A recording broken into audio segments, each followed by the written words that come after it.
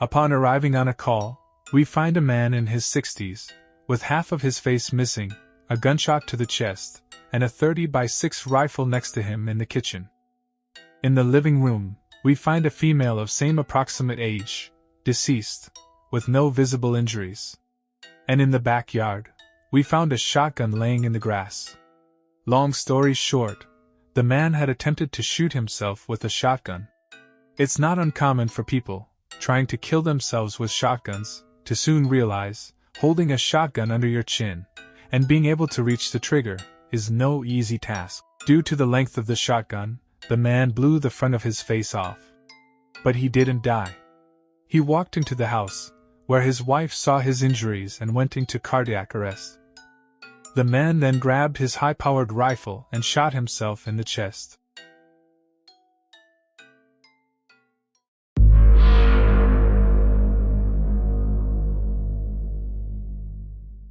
A guy calls the police, because the light in his attic had suddenly come on.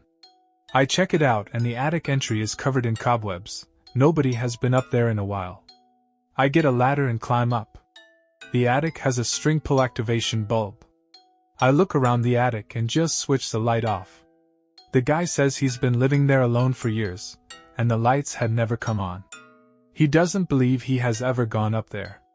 I asked him about some boxes of clothes directly beneath the attic opening, and he says they belong to someone who just passed, and he just put them there tonight.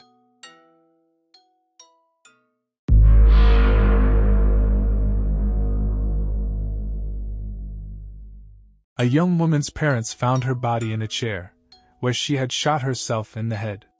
There was a letter on the table from Steven Tyler, saying he was breaking up with her. Turns out, she had told her mother she was in a new relationship with someone for the past couple of months. But he lived far away, so they exchanged letters. At first, it was unexplained, and detectives thought someone had tricked her. That's when detectives found a box of the letters in her room, both the ones sent to her and the ones she sent to Steven Tyler. All were addressed to her house, and all were written by her, just in different handwriting. So essentially, she fatally shot herself after breaking up with herself through a letter.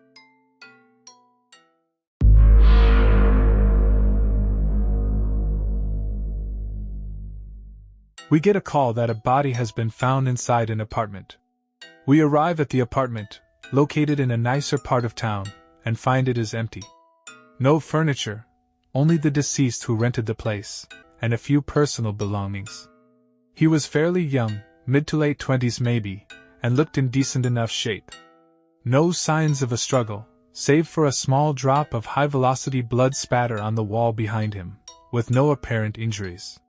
When the medical investigator arrived and did her examination, she found a small round hole in the base of his head, near the bottom his hairline.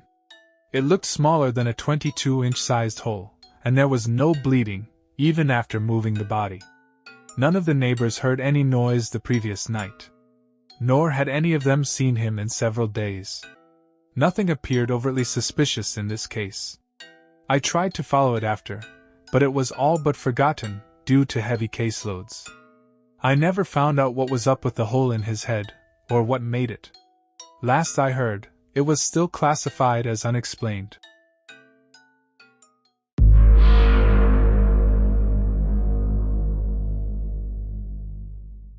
My old religion teacher used to be a detective here in Australia.